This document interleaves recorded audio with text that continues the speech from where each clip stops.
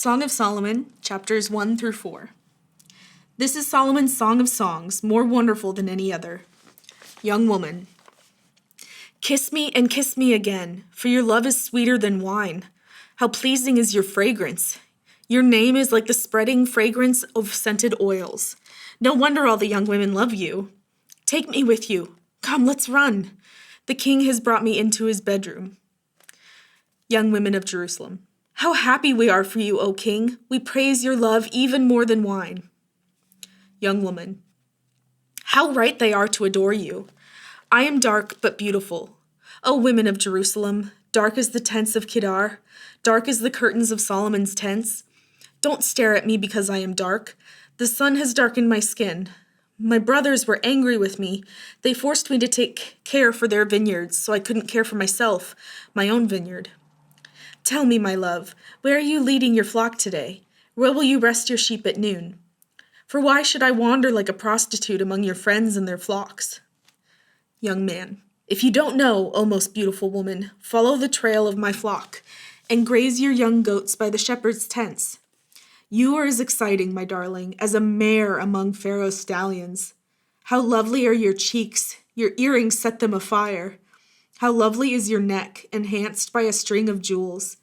We will make for you earrings of gold and beads of silver. Young woman, the king is lying on his couch, enchanted by the fragrance of my perfume. My lover is like a sachet of myrrh, lying between my breasts. He is like a bouquet of sweet henna blossoms from the vineyards of En-Gedi. Young man, how beautiful you are, my darling, how beautiful. Your eyes are like doves. Young woman, you are so handsome, my love, pleasing beyond words. The soft grass is our bed, fragrant cedar branches are the beams of our house, and pleasant-smelling firs are the rafters.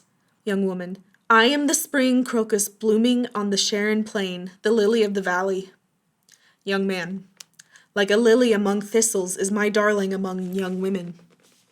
Young woman, like the finest apple tree in the orchard is my lover among other young men.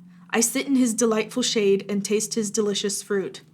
He escorts me to the banquet hall. It's obvious how much he loves me. Strengthen me with raisin cakes. Refresh me with apples, for I am weak with love. His left arm is under my head, and his right arm embraces me. Promise me, O women of Jerusalem, by the gazelles and wild deer, not to awaken love until the time is right. Ah, I hear my lover coming. He is leaping over the mountains, bounding over the hills. My lover is like a swift gazelle or a young stag. Look, there he is behind the wall, looking through the window, peering into the room. My lover said to me, Rise up, darling. Come away with me, my fair one. Look, the winter is past, and the rains are over and gone. The flowers are springing up, the season of singing birds has come, and the cooing of turtle doves fills the air. The fig trees are forming young fruit, and the fragrant grapevines are blossoming. Rise up, my darling. Come away with me, my fair one. Young man, my dove is hiding behind the rocks, behind an outcrop on the cliff. Let me see your face. Let me hear your voice, for your voice is pleasant and your face is lovely. Young women of Jerusalem, catch all the foxes, those little foxes, before they ruin the vineyard of love, for the grapevines are blossoming. Young woman, my lover is mine and I am his. He browses among the lilies. Before the dawn breezes blow and the night shadows flee, return to me, my love, like a gazelle or a young stag on the rugged mountains.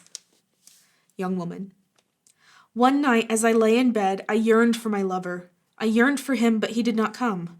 So I said to myself, I will get up and roam the city, searching in all its streets and squares. I will search for the one I love. So I searched everywhere, but did not find him. The watchmen stopped me as they made their rounds, and I asked, Have you seen the one I love? Then scarcely had I left them when I found my love. I caught him and held him tightly. Then I brought him to my mother's house, into my mother's bed where I had been conceived. Promise me, O women of Jerusalem, by the gazelles and wild deer, not to awaken love until the time is right. Young women of Jerusalem. Who is this sweeping in from the wilderness like a cloud of smoke? Who is it, fragrant with myrrh and frankincense and every kind of spice? Look, it is Solomon's carriage, surrounded by 60 heroic men, the best of Israel's soldiers. They are skilled swordsmen, experienced warriors. Each wears a sword on his thigh, ready to defend the king against an attack in the night. King Solomon's carriage is built of wood imported from Lebanon. Its posts are silver, its canopy gold, its cushions are purple. It was decorated with love by the young women of Jerusalem. Young woman. Come out to see King Solomon, young women of Jerusalem. He wears the crown his mother gave him on his wedding day, his most joyous day. Young man. You are beautiful, my darling. Beautiful beyond words. Your eyes are like doves behind your veil. Your hair falls in waves like a flock of goats winding down the slopes of Gilead. Your teeth are as white as sheep, recently shorn and freshly washed. Your smile is flawless, each tooth matched with its twin. Your lips are like scarlet ribbon. Your mouth is inviting. Your cheeks are like rosy pomegranates behind your veil. Your neck is as beautiful as the Tower of David, jeweled with the shields of 1,000 heroes. Your breasts are like two fawns, twin fawns of a gazelle grazing among the lilies. Before the dawn breezes blow and the night shadows flee, I will hurry to the mountain of myrrh and to the hill of frankincense. You are altogether beautiful, my darling, beautiful in every way. Come with me from Lebanon, my bride. Come with me from Lebanon. Come down from Mount Amana, from the peaks of Senir and Hermon, where the lions have their dens and leopards live among the hills. You have captured my heart, my treasure, my bride. You hold it hostage with one glance of your eyes, with a single jewel of your necklace. Your love delights me, my treasure, my bride. Your love is better than wine, your perfume more fragrant than spices. Your lips are as sweet as nectar, my bride. Honey and milk are under your tongue. Your clothes are scented like the cedars of Lebanon. You are my private garden, my treasure, my bride. A secluded spring, a hidden fountain. Your thighs shelter a paradise of pomegranates with rare spices, henna with nard and saffron, fragrant calamus and cinnamon, with all the trees of frankincense, myrrh, and aloes, and every other lovely spice. You are a garden fountain, a well of fresh water streaming down from Lebanon's mountains. Young woman. Awake, north wind, rise up, south wind, blow on my garden and spread its fragrance all around. Come into your garden, my love, taste its finest fruits. 2 Corinthians 8:16-24. But thank God, he has given Titus the same enthusiasm for you that I have. Titus welcomed our request that he visit you again. In fact, he himself was very eager to go and see you. We are also sending another brother with Titus. All the churches praise him as a preacher of the good news. He was appointed by the churches to accompany us as we take the offering to Jerusalem, a service that glorifies the Lord and shows our eagerness to help. We are traveling together to guard against any criticism for the way we are handling this generous gift. We are careful to be honorable before the Lord, but we also want everyone else to see that we are honorable. We are also sending with them another of our brothers who has proven himself many times and has shown on many occasions how eager he is. He is now even more enthusiastic because of his great confidence in you. If anyone asks about Titus, say that he is my partner who works with me to help you. And the brothers with him have been sent by the churches, and they bring honor to Christ. So show them your love and prove to all the churches that our boasting about you is justified. Psalm 50. The Lord, the Mighty One, is God, and he has spoken. He has summoned all humanity from where the sun rises to where it sets. From Mount Zion, the perfection of beauty, God shines in glorious radiance. Our God approaches, and he is not silent. Fire devours everything in his way, and a great storm rages around him. He calls on the heavens above and the earth below to witness the judgment of his people. Bring my faithful people to me, those who made a covenant with me by giving sacrifices. Then let the heavens proclaim his justice, for God himself will be the judge. O my people, listen as I speak. Hear my charges against you, O Israel. I am God, your God.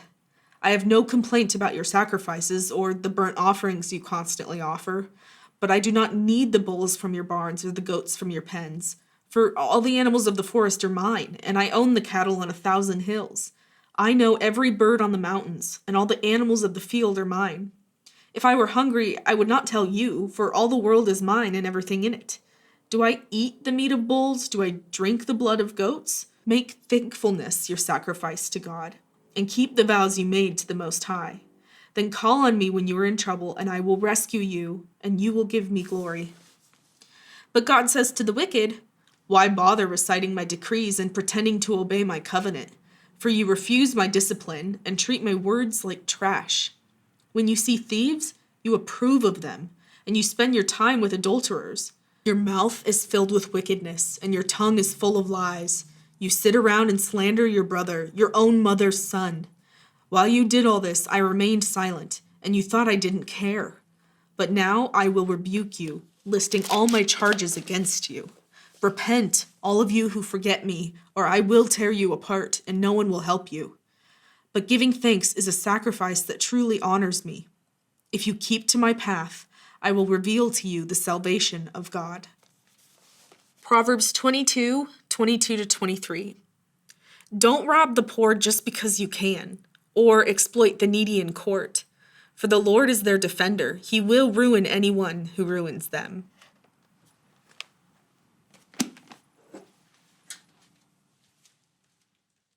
I feel like I need to start over because I've just been smirking this whole time, and that's not a good foot to start off on. It's just that I know that it gets steamy and I'm awkward. Who is it? Fragrant with myrrh and frankincense? Butts. I feel like this video should have a caution at the beginning. Or explore, don't exploit. No. Just don't exploit them. Okay. Your mouth is filled with wickedness. Ugh. Oh wait, that's God talking. He has a deeper voice than that. The thing is, God doesn't have a gender. It says he is spirit. Humans have genders. Animals have genders. But God is not a human or an animal. He is God. And we say he because we lack a word to describe him. But anyway, there's a psalm or a proverb or something where God compares himself to a mother breastfeeding her child. And he says that's how he takes care of his children, Israel. So, just an important thing to remember.